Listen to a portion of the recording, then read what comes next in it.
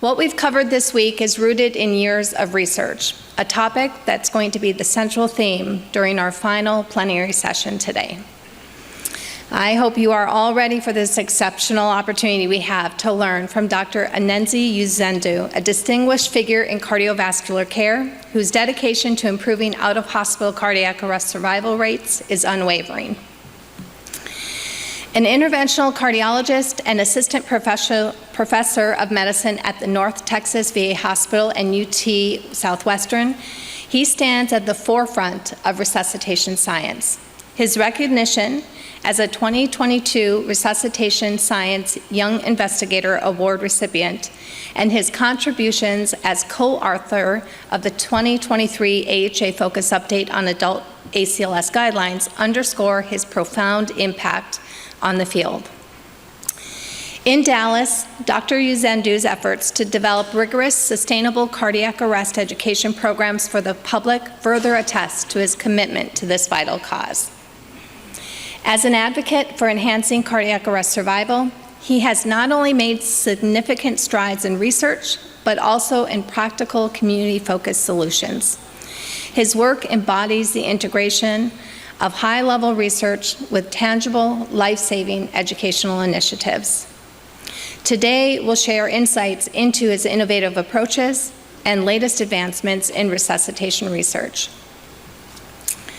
It is an honor to have the opportunity to enrich our collective understanding and best practices in the critical field of resuscitation science. Please join me in welcoming Dr. Anenzi Uzendu. Let's live it up. I got my money. Let's spin it up. Go out and smash it. Like, oh my God. Jump out that sofa. Let's kick it off. I know that we'll have a ball if we get down and go out and just... Thank you. Everyone hear me okay? Awesome. Like you said, my name is Anenzi Uzendu. I'm an interventional cardiologist at UT Southwestern in North Texas VA. I'm super excited to be here in front of you guys today. Thank you, Lisa, for the invitation to speak to you all. Really my only regret is that I wasn't able to join you guys earlier. It seems like you guys are having so much fun. There's so much learning that's going on. I was covering the cath lab yesterday and came in late last night, but hope to soak in as much as I can today, and then hopefully inspire a new dedication or a renewed dedication to research among you guys here today. So when I was invited to talk about research and data, I was like, there's so many different ways I could approach this topic.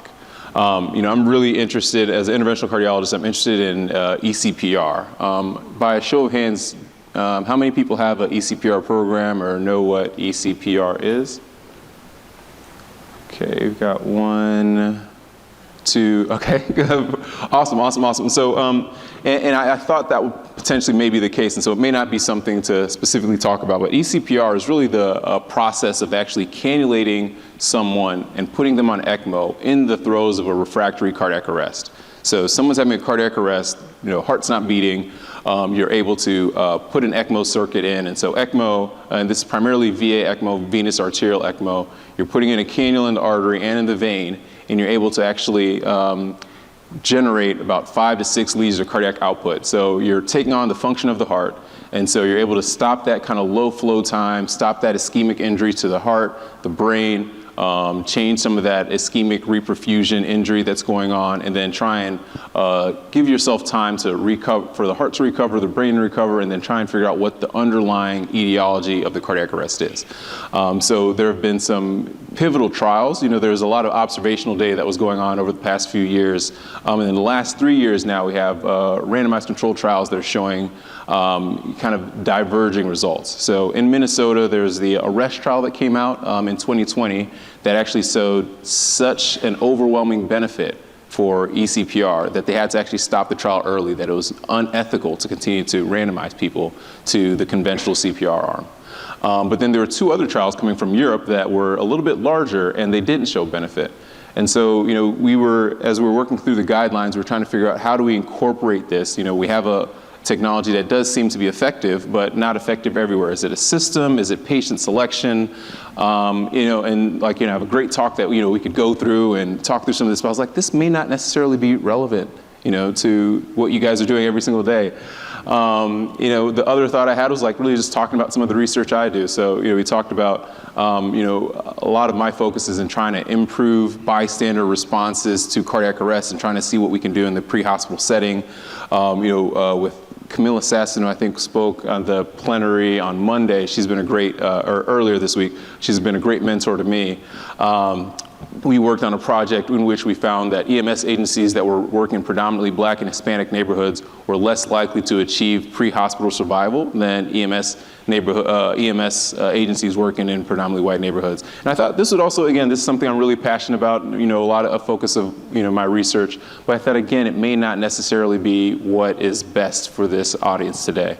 And so then I kind of settled on the fact that, I truly believe in rooms like this are where the next innovation, the next breakthrough in cardiac arrest care and research is going to be.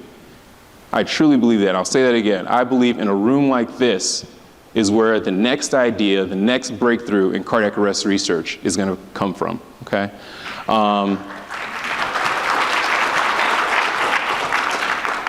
And the thing is, it may not be from a researcher, right? It may not be from someone that thinks themselves as a researcher, or they have a research background per se, but it's someone that's an expert in what they do, and they're on the front lines and they're taking care of patients, or the front lines of whatever it is that they're doing, and they're able to see things. They're seeing problems, they're having ideas, but they may not necessarily have the tools to potentially say, how do I develop that from a idea or a question, and taking that through to a research project that now can be reproduced and then scaled across the country, right? And so my goal today is really to kind of demystify what research is, talk about developing a research question, talk about 3 research designs I think anyone can do, or at least start when they go home today or go back to their institutions, and then really kind of why research and questions are important. I always like to start any talk with a question or like a story. I think part of it is like, kind of makes I think the content more relatable, wakes people up. Sometimes, data and all that sort of stuff can be a little bit overwhelming, especially in the morning, right after breakfast and stuff. And so I want to talk about my first time as a Code Blue leader. So this was April of 2015. I was finishing my first year as an internal medicine resident. That's a picture of a typical me on a typical call day. And so I'm the intern on the team, and on this day specifically, we admitted a couple patients from the floor, and then we had an ICU transfer. And it was a pretty busy day. We have a senior resident kind of supervising us. And it was about 3 or 4 o'clock. I still didn't have lunch yet, and so I was at University of Alabama, Birmingham, where I did my residency. And UAB, roll Tide. And so around 3 or 4 o'clock, I still hadn't had lunch, and I was like, all right, let me go down to the cafeteria to go get lunch. And they had this they had this station where they'd make quesadillas, and so I ordered a chicken quesadilla. And while I was waiting for my quesadilla to be made, I got a page from one of the nurses on the floor that said, hey, that ICU patient, I'm having some concerns about them. Can you come and check them out? And my first reflex, my first question was, do I have time to wait and get this quesadilla? And so after a while, I was like, no, I can't wait. So I told the guys that were working on the quesadilla, I was like, hey, maybe I'll be back. I need to go and check on this patient. So I went up to the floor, and I ran into the nurse, and she said, hey, I don't want to alarm you. Like, it may be that, I heard in a report that, they're anxious and maybe they didn't get their Ativan, and so that might be it, but there's, something doesn't feel right. And again, I thought, oh, the person just didn't get their Ativan. Like, I could definitely get my quesadilla. I thought more about this quesadilla. But I was like, I'm already up here. Let me go in and see this patient. And I went in, and immediately I saw there was something wrong, right? And I walked in, and he said, there's a doc, there's something wrong with me. I'm not feeling good. And within 30 seconds or so, he had a cardiac arrest. and then started the resuscitation, and that was again my first time leading a code.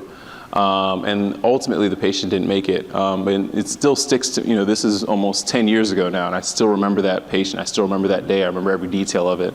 Well, one of the things that I think is remarkable and interesting was that there was something that that nurse picked up on, right? There's something that she noticed that wasn't right, and that kind of signaled that she needed to escalate, right, and call me. I think it's great that we have nurses and we have people, and we have healthcare specialists that are able to do those things. But is there a way that we're able to predict based on data that we're able to collect from our patients, from vital signs and all that sort of stuff, to try and make sure that patients aren't transferring the ICU and coming to the floor and then having a cardiac arrest, right? Like, that's the idea behind like the early warning systems and a lot of the programs that we have in place. And obviously it wasn't from that experience that these research questions were being generated and these research projects have started. But it's experiences like that, right? It's like experiences like that you guys are seeing every single day that generate the research questions that are transforming the field of cardiac arrest, right? And so that is, why I think it's really important for everyone here to really start seeing themselves, even if you don't put yourself on this hat as I am a researcher, start thinking a little bit about can I rigorously potentially study some of the things I'm seeing, the ideas I'm having, the questions I have, to see if I can, again, transform cardiac arrest care. So what is research? Webster's definition is it's a systematic investigation in order to establish facts and reach new conclusions. And so there is a structure to it, and there are different, I think, approaches, and we'll talk a little bit about it. But it's not just asking any question, and we'll talk about what it means to develop a good question. So there is structure to it. And it can be to establish facts, which is a lot of times descriptive data, descriptive research, and it, I think, really highlights the importance of having your own cardiac arrest registries and data, and then also reaching new conclusions. So using that data or developing studies to try and find new answers. Can we predict someone having a cardiac arrest before it happens? Things like that. So I like to think, kind of put research into two buckets. There's qualitative and quantitative research. And within kind of the quantitative research sphere, you can have descriptive research, kind of like we talked about, like just kind of generating data, or collecting our own data and being able to come up with conclusions about, again, establishing facts, right? I don't know, do you guys know the incidence of in-hospital cardiac arrest in your centers, right? Do you know, what percentage of them are shockable rhythm versus non-shockable rhythm? If we're not collecting this data, we don't have a baseline. We don't know where to start, right? And so a lot of this is let's collect the data. Let's know where we are, right? And so there's kind of that descriptive data, this descriptive research. There's also observational research, in which now we're collecting data, and we're able to say, okay, patients in our system are exposed to X exposure, and then maybe other patients aren't exposed to this. How do they fare? Is there something different between the two based on this exposure? And then can we make some conclusions based off of that? And there are some statistical methods that we need to do to make sure that really that exposure is the only difference between the two patients, which is never really the case. And so there are things we have to do to adjust for that. But that's kind of the idea behind observational research. So we have data, whether it's kind of retrospective or prospectively collecting it, and then using that to kind of come up with new outcomes, new outcomes. You can also have quasi-experimental designs. And really now we are actually actively intervening, right? With observational data, you're really just kind of looking at a data set and coming up with conclusions. With quasi-experimental research, we are now actually intervening and giving, some patients or some, veterans one thing versus another. But it isn't, you're not randomizing, right? So if it's a randomized controlled trial, then it's experimental. And so those are kind of the big buckets for quantitative research. Qualitative research has, there are actually multiple different ways, and I don't even think there's a standardized way of kind of categorizing quantitative research. Ethnography is really trying to go in and monitor a culture and try to understand, the nuances of how people and cultures kind of behave. And again, there are multiple different disciplines kind of within qualitative research, but the way I think of qualitative research, it's trying to understand themes and patterns, and it's a lot more open-ended. I think a lot of times it's really good because it gives us an understanding of, I think, some of the data that we're seeing, but you can't put a number to it. And then also qualitative research, I think, can be great to generate the next question. So, you talk to experts, you talk to people, you do observations, and then based on those things, you're able to say, okay, this is going to generate that next question for me, and then you're able to take it, then start another quantitative project. So now we'll move over to talk about what is a good research question, right? We're all here for one reason, to improve cardiac arrest. And so how do we improve cardiac arrest in the VA? Is that a good research question? I would say no. If we're doing a qualitative study, possibly, we can have, talk to some experts and, again, kind of get themes, and again, that could potentially generate the next question. But, it's really too broad, right? What is the outcome? What do we mean by improve outcomes? Is that survival? Is that patient satisfaction? Is that family satisfaction? Is that neurologic survival? Is that survival to hospital discharge? There's so many different outcomes that it could be. What is the intervention? What are we testing? I think we need to further refine this question for it to be a good research question that can be testable and answerable. What if we had a different question and we say, where is the best place to treat patients after cardiac arrest? The CCU, the MICU, SI. That also is a potential research question, but still needs, I think, to be a bit more refined. Kind of what settings are we talking about? Is there a way we can, again, be a little bit more specific? There's the PICO format, which is a way that we often try to structure our research questions in a way that's a bit more specific, and then I think testable, particularly for quantitative research. And so in this PICO format, you have you kind of specify the population, then the intervention, what you're comparing to, the outcome of interest, and then a time course. And then sometimes you might see an S there for setting, and the T may or may not necessarily be included. For not every question has a great, T or time for it. But that's a way to kind of organize your question as you're trying to develop this research. And so, if we kind of refine that previous question, we say, in patients resuscitated from cardiac arrest, right, our population, does CCU care, which is our intervention, over maybe, again, the comparison, or the C is our standard or our baseline. So instead of MICU care, improve survival, which is our outcome, and then to hospital discharge is our time, right? So now we have a testable question that we're able to kind of operationalize. Once you come up with a question, you need to ask yourself, or try and find out, has this question been answered before, right? If it has not been answered before, and this is, you do a literature search and try and figure this out. If it has not been answered before, then great, this is a novel question, you can kind of move on to the next step. If it has been answered, then you should probably let it go, because now you at least have that answer, you've done that literature search, and then now you can take that to your day-to-day patient care, right? And you can kind of implement the things that are necessary.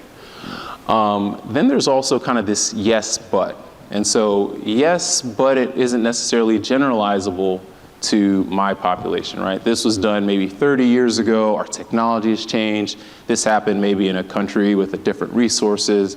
The results of that study aren't generalizable to kind of what I'm doing day to day. And that's the case, then we can move on and say, all right, this is a good research question that hasn't really been answered in this setting. We should continue moving forward.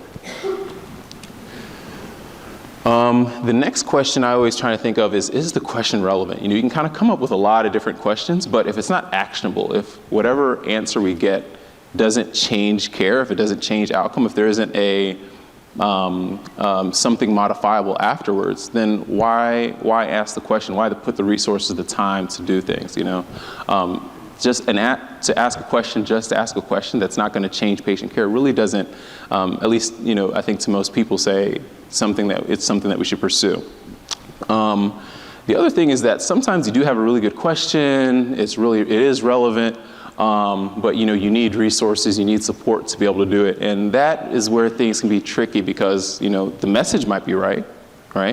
But the messenger or the delivery from the messenger may not be ideal, right? And so the way you convey your research question is going to be very important. The way you frame it, the way you frame the problem, the way you frame what your proposed research methodology is, or the way you want to attack this question, like all those things are important.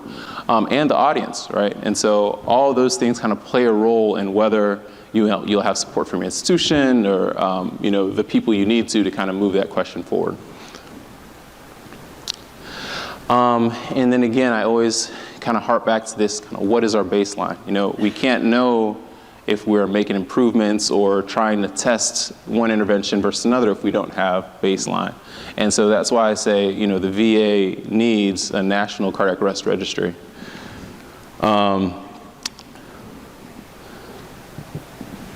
Let's see here. So, there are in-hospital cardiac arrest registries outside the VA system and out-of-hospital cardiac arrest registries outside the VA system that help us, again, generate data so that we know what our baselines are.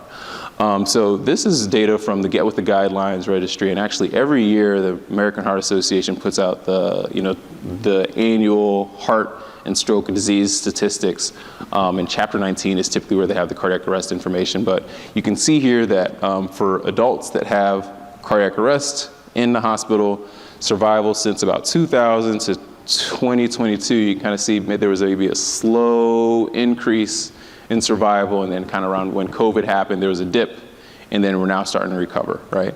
And then you can see the same thing for pediatric cardiac arrest. Overall, pediatric arrest, again, kind of increased generally over the last 2 decades. But again, we only know this. The only reason why we have these trajectories is because we are capturing data. And so it's so important to, again, I think, capture our data so that we know what direction we're moving in. And so I think, this is data that was from, civilian hospitals and, civilian hospitals that took care of adults and took care of children, but it may not necessarily be applicable, again, or generalizable to veterans. I do some research in, as an interventional cardiologist, I do some research in the incidence of kidney injury after doing a PCI. So after putting a stent in, exposing patients to contrast, there's a risk of kidney injury afterwards. Usually it's temporary and it goes away.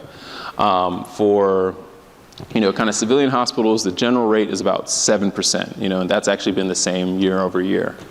We're seeing that in veteran hospitals because we have the CART system, which is our, again, national database for PCI. That's been about 13%, so almost double what we're seeing in civilian hospitals, right? And our veterans, they've been exposed to a lot. There's a lot of other comorbidities that say, I don't think we can necessarily use data from civilian hospitals to generalize to veterans. And so I think, again, it's so important, and harping on, I guess, a couple times now, but trying to say we really need to collect our data, if possible, on a national level to really kind of understand what's going on in our hospitals. This is as talking to Ben about cardiac arrest registries, this is the predominant out-of-hospital cardiac arrest registry, which is the CARES registry. It's co-sponsored between Emory and the CDC, and they actually had Dr. Sasson had a monumental study using this database that showed that if you had a cardiac arrest in a predominantly black or low-income neighborhood, you were less likely to receive bystander CPR than if you were in a white, high-income neighborhood. And this was published maybe about 12, 13, 14 years ago, but continues to be referenced and is being used to try and help change policies, the way communities are structuring their out-of-hospital cardiac arrest programs, right? And so that was kind of based off of this out-of-hospital cardiac arrest registry and Camilla's work there. With the Get With The Guidelines resuscitation registry, again, this is an in-hospital cardiac arrest registry that's kind of co-sponsored with the American Heart Association. And this was actually I did a research fellowship with Paul Chan, who's, again, excellent mentor, researcher. And this was one of his actually first projects as a fellow back in, I think, 2008, 2009, in which, there had always been data, there had always been guidelines saying, we need to defibrillate patients within 2 minutes. But we didn't actually have empiric data to show why we do this. And so his question was, are there differences in survival for patients that have delayed defibrillation? And he found that when patients, if there was a delay in defibrillation after 2 minutes, as the guidelines had said, that survival would drop to like about 50% of patients that got defibrillated before that 2-minute threshold. And so, again, using this national in-hospital cardiac arrest registry data, we're able to come up with these conclusions and I think solidify the evidence that we're using day to day. And so, with these cardiac arrest registries, we do a lot of what we say, like, again, these observational studies. When we think about doing a research study, especially one either with observational data or experimental data, what you're trying to do is say you have 2 separate groups, but you want them to be as identical as possible. Typically with experimental designs, we randomize patients so that the things that might sway an outcome are balanced between the 2 groups. Because ideally, the 2 groups are the same, except one group gets the intervention, the other group doesn't. When you have an experimental design, again, you can randomize, you can kind of balance the differences between the 2 groups so that, again, overall, the only difference is that exposure. With an observational study, you're not able to do that, right? You're not actually manipulating the patients or anything like that. You're just receiving data, right? And what you try to do then is you try and measure the factors that you believe will be different that affect that outcome. So instead, since there's more differences than just that exposure, we say, can we mathematically quantify what those differences are, cancel them out, so that we're only isolating the effect of that exposure, right? We do that with risk standardization. I'll talk a little bit about that and give an example. And so we do that by creating models. And a model is really just a mathematical representation of what's going on in reality, right? And so mathematically, these are the things that affect this outcome. We're going to try and cancel all those other things out except for the exposure so we can isolate the effect of that exposure. And an example that we'll use is a question here today where we'll say, let's design this research question and say, is listening to Dr. Zendu give us talk, is he as effective or less effective in giving us talk and keeping people awake than a YouTube video, right? We could design this question right here, right? So P, for people in this plenary today, is Dr. Zendu, our intervention, better than a comparison, a YouTube video, at keeping people awake, which is our outcome, right? And so we could have someone that just like monitors and actually keeps tally of the people that stay awake and who falls asleep. And you could kind of come up with this data, right? And so in room 1, there's myself and a more handsome version. And 30 of 100 people fell asleep. So 30% fell asleep. You'd be like, oh, wow, that's not ideal. Maybe we don't invite them to the next talk.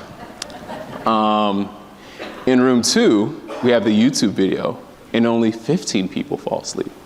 And you're like, wow, like Dr. Zendu, you need to stop giving talks. A YouTube video had half the number of people fall asleep than as you did.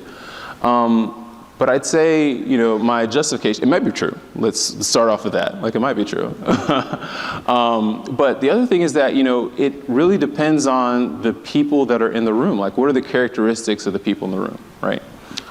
If my room had a room full of, we'll call them Dora the Dreamers, right? And she was already predisposed to sleep, right? So she had an overnight flight. She ate a heavy breakfast. She hates hearing about cardiac arrest or learning about cardiac arrest. There's this NFL player a few years ago, Marshawn Lynch, that would have sit at press conferences and he really wouldn't respond to questions. And I don't know, does anyone remember his line? Biscuits, that's one of them, but his big line, you know, when they'd ask him a question is he's like, "I'm just here so I don't get fined," right? And so, you know, he wasn't necessarily wanting to be in the press conference, but he just had to be there so he wouldn't get fined. And so there could be people in the room, you know, let's say, you know, in the room that 30 people fell asleep, is because there were a lot of people that were just there because they, you know, had to be there.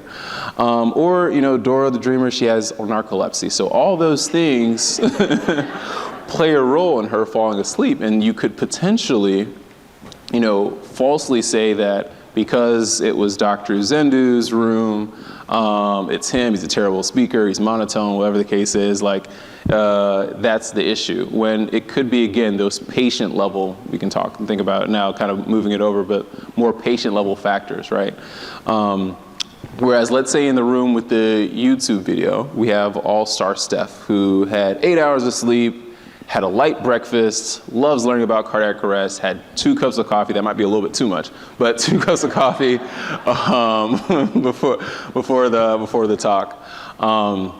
You know, we need to, I think, capture that level of granularity to make those sort of decisions, right? And so we need to have robust databases that are able to capture the factors that we think can influence our outcome, so that we can make accurate inferences, right? And so, you know, as we kind of move over now to cardiac arrest, you know, if we're thinking about, all right, we're again going back to our comparison of taking care of patients at the CCU versus the MICU. If, let's say, the CCU had predominantly patients that had ventricular fibrillation, which is a shockable rhythm where we know people are more likely to survive. If they have younger patients and after their cardiac arrest they're awake and alert, then they have patients that are already primed and more likely to survive than, let's say, our MICU patients that most of their cardiac arrests were asystole, they were older, and they were non-responsive after the cardiac arrest. Then we would be unfairly saying that our CCU is better, but it's predominantly because of patient-level factors. And so we would need to truly capture that level of granularity before we can make inferences that one place is better than another. And so we do that again kind of with modeling. And, you know, one of the ways we do that is kind of with regression analyses. And, you know, there's all these, you know, letters and that, you know, can kind of be confusing. But I think the way you kind of make it simple is for this outcome, which is, in, you know, let's say in the case of this room here, sleeping, you know, we know that coffee plays a role. And so coffee would have a little, would have a coefficient that relays how much we think coffee influences the outcome. You know, the cardiac arrest, the interest in cardiac arrest, the hours of sleep, and then we add an intercept and an error. But like, this is kind of the way that equation is developed, and in trying to understand, again, create this model, which is this mathematical representation of phenomena that are happening in reality. And then this is kind of the corollary with a cardiac arrest. So the outcome of surviving a cardiac arrest to discharge, is affected by shockable rhythm, mechanical ventilation, age, you know, and then we have the intercept error, all those other things, and we create this equation, and we're able to, again, make accurate inferences without randomizing patients. And so, again, a cornerstone of observational studies is robust data collection.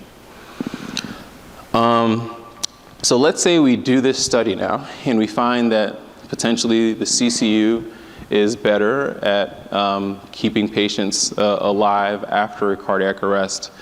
You know, the question then would be why? Is it specific? Is there something specific to this CCU? Is that CCUs in general?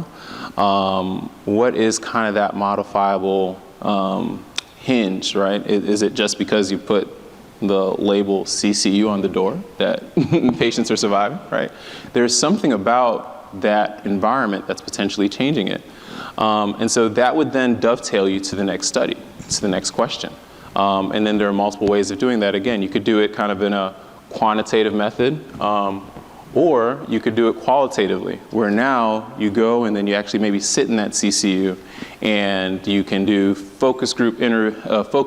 You could have interviews with people You could do observation. There are all different kind of methodologies that you can take and try and understand what is it that actually is making this different.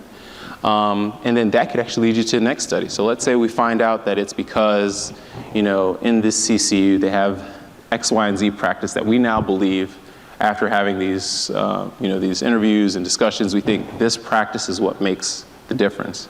Now we can design a randomized controlled trial potentially of randomizing people to this practice versus kind of the standard of care. And then that will then generate new data, right? And so that's kind of how research develops, how science moves, and how we're able to change care, not only in our institutions, but across the world, right?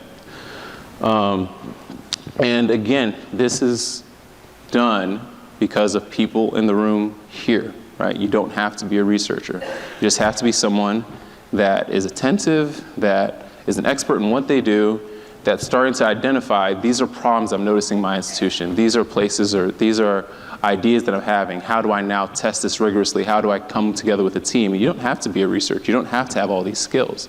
But you can now join with other people and then try and answer these questions to, again, transform cardiac arrest care.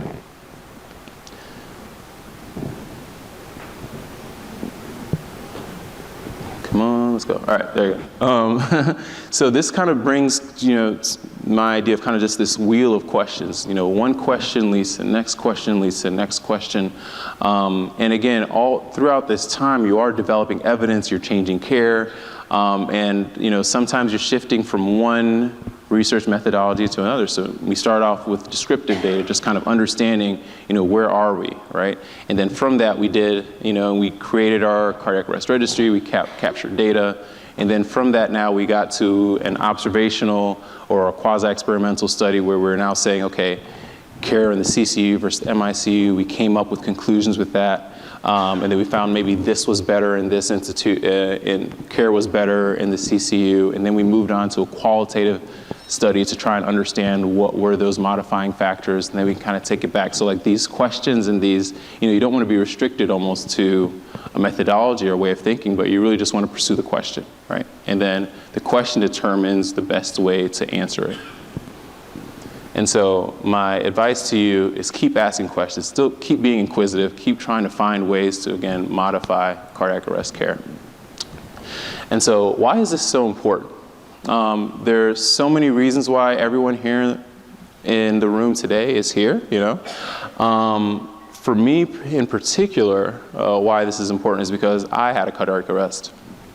So a year and a half after, because I usually show the picture without bleeping my face out and everything, but since I had to send the PowerPoint beforehand, I wanted it to be a little de-identified. But this was me a year and a half after that, being the cardiac arrest code leader. So my third year as an internal medicine resident, a week before the cardiology match, while I was playing basketball, I suffered a cardiac arrest. It was a really bad cardiac arrest, but I was blessed. There were people there that I was at a random Gold's Gym in Alabama, and there were people there that knew CPR, and they started CPR. There was an AED available. They attached the AED. I got shocked multiple times at the gym. When EMS got there, they transported me to the closest hospital. En route, they shocked me multiple times. I got to that hospital, and they went 13 rounds in the hospital. I kind of think about it now, and I was like, that was a lot, and it kind of made me even think would I have gone that far for myself if I was the one, taking care of myself that night? I would have thought this, what kind of life are we potentially bringing this person back to? They were, doing all they could to resuscitate me. They called my mom, and they were like, hey, can you, first, can you come? And I think they were thinking she's, somewhere across town or something. But she lived in St. Louis, which is where we're from, so 8 hours away. And then, they're trying to ask more history questions, why, trying to figure out why is this guy having such a bad cardiac arrest? Does he use substances? Or does he have any medical history? And nothing at the time. And she's like, no, he's a good kid. He's a resident at UAB, this and that. And they're like, oh, he's a resident at UAB? You should call and you should call the hospital and let them know that he's not going to be at work tomorrow.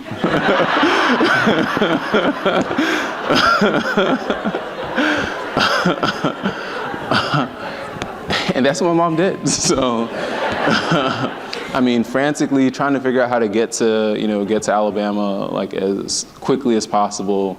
But then she's calling the hospital, and it's funny because like now, years later, I went back and talked to all these people. And, I talked to the chief resident who she got in touch with, that night. And, she's telling him that, they're saying Nezzy had a cardiac arrest. I don't, completely understand. And, he's freaking out appropriately, like, oh, he had a cardiac arrest. Where is he? How can we get to him? All that sort of stuff.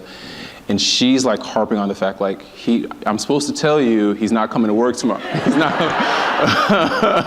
And he's like, that's like that's besides the point, like, but like that was a crazy experience for me, for my family. I was in ICU for 3 weeks. I actually found out that I was going to be practicing, I matched in a cardiology fellowship while I was in the CCU. I had, lidocaine going through my, like there's a video of like, I have lidocaine and amio going through the system while I'm trying to open up my laptop. I don't remember my passwords.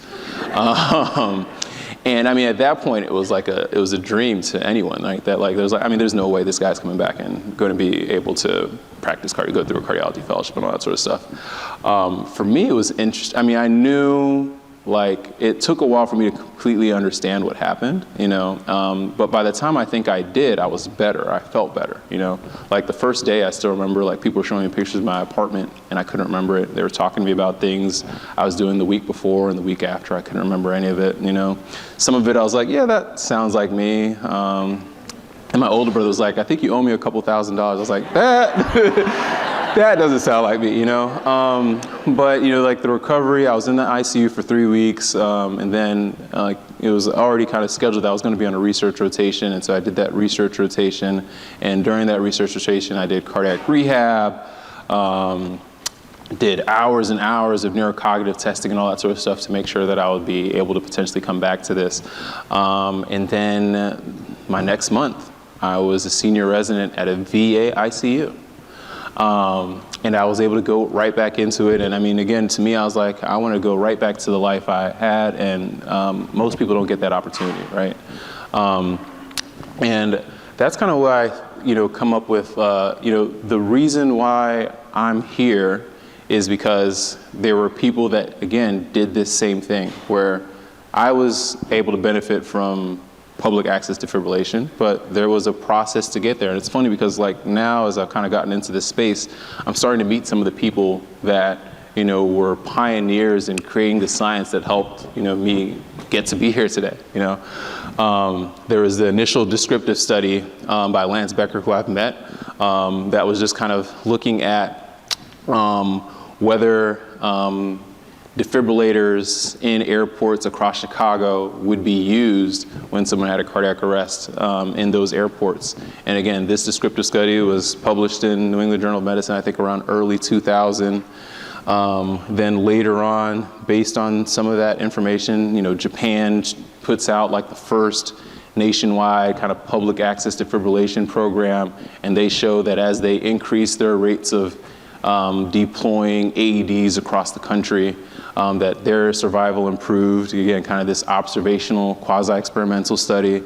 And then now, in more recent times, we're now doing some qualitative studies trying to figure out what are the barriers and facilitators to actually having an AED used, right? Like, we have them around, but they may or may not be used. What are the things we can do to make sure that the technology that we're deploying in our communities are actually being used appropriately, right? So that same research kind of questions, these wheels, these ways of asking questions, answering them, and then moving on to the next question is a reason why I get to be here. It wasn't anything that I did. Kind of think about this concept of grace, which is like unmerited favor. I couldn't earn like my ability to be able to be here and speak with you all today, right? Like, it wasn't because I was stronger or strong-willed or smarter. In that moment, I needed someone or something outside of me to help save I couldn't do my own CPR, right?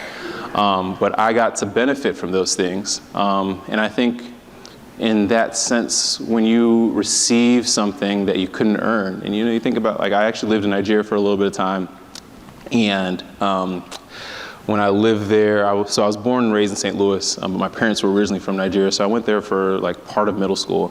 And in Nigeria, they had class ranks, and every single year I got second. Like every single time I got second, over and over and over again. And when I come back to my parents, they'd be like, why? Why not first? The person that had first have two heads, or whatever the case. Like that was always the response. But I think about that often. The person that got first, if they had a cardiac arrest, they're in Nigeria, would they survive, right? Like, and the answer is no, right? And there are a lot of opportunities that we think of that we have just based on the families that we were born into, the country we were born into, the time we were born into. So I think, in a sense, all of us have things and benefits and blessings and things that we have that we couldn't necessarily earn. And I think, when you think about that and you realize that, then you start realizing that you have a responsibility to, I think, pay that forward, to move that to improve the lives of other people. And so for me, it's funny, I actually started thinking about this, and I realized how bad cardiac arrest survival was, and particularly in Black and brown neighborhoods like the one I had my cardiac arrest in. And I actually started, trying to devise this project. And as I was doing it, I kept on, reading research study after research study by Camilla Sasson, funny enough. And at that time I didn't know her, but I just kept on seeing her name, and I actually just found her on Twitter. I sent her a message. I'm like, I keep on running into your name. I had this cardiac arrest. I'm trying to come up with this project, and I keep seeing you and like everything I'm reading, and just wanted to connect with you. And she was like super gracious. I think she had some ER shifts that day or later that day, but she was like, let's talk, let's connect. We spoke on the phone for like a couple hours, the first time, and then she connected me with like the AHA and other resources, and has been, just kind of a great mentor and friend since then. But again, like, I think, you kind of see how all these dots connect, how everyone's work is kind of intermingled, and again, how small ideas can build and really change people's lives, right? And then that continues to get to be paid forward. So when I was doing my interventional cardiology fellowship at Mass General Hospital in Boston, I came up with this idea that, like, basic life support isn't basic, think about basic education, basic human rights. We think of those things as being ubiquitous. Everyone in the community feels comfortable with it, has access to it. Basic life support doesn't fit that description. And so created this program called Make BLS Basic. And really kind of the intervention was over kind of a 12-month period. We did virtual hands-on CPR training. This was in 2020, so height of the pandemic. We knew that cardiac arrests were increasing, but the opportunities to train were almost non-existent. And so we did these 90-minute sessions where myself, some of the other cardiology fellows and faculty would do these, I'd tell a little bit about my story, about what a cardiac arrest is, the importance of hands-only CPR. We'd break out into small groups. Beforehand, we shipped them these kind of small, portable, hands-only CPR mannequins. They get to practice on it, and it's interesting kind of hearing the feedback when the first time people are kind of compressing on mannequins. And then we come back, share stories about really just like how it was, the experience. And then we did a pre-test and post-test to make sure that this was effective. And then we went on to publish that data, talk to our communities. And I think it's important sometimes too, especially when we're doing community-based research, that not only do we publish this in like our own kind of scientific journals, but then we also bring it back to the communities that we're learning from. And so there was the Be Healthy magazine. We were able to talk about what we were doing, and again, kind of provide the community with resources to learn about CPR. And this is all, again, because one person has an idea that they pursue that leads to public access defibrillation, or that leads to early warning scores, or whatever the case is. Like, those ideas are going to just continue to mount, build more evidence, change lives for people like myself. And so hopefully through this we've been able to demystify research, talk about developing a research question, talk about 3 research designs that anyone can start now, and the importance of research and chasing questions. I just want to thank you all so much for inviting me and your time today.